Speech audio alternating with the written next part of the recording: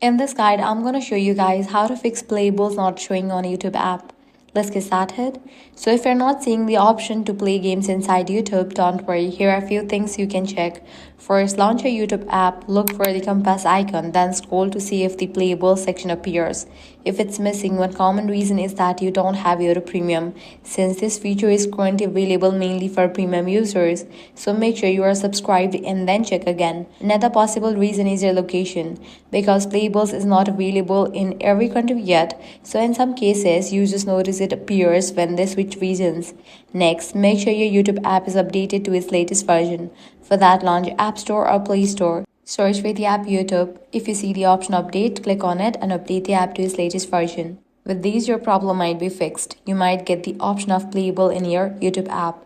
If you have tried all of this and still don't see, it may not be rolled out to your account yet. So you might just need to wait for the feature to become available, and that's it. Those are the best ways to fix playables not showing on YouTube. If this guide helped you out, do not forget to like, share, and subscribe.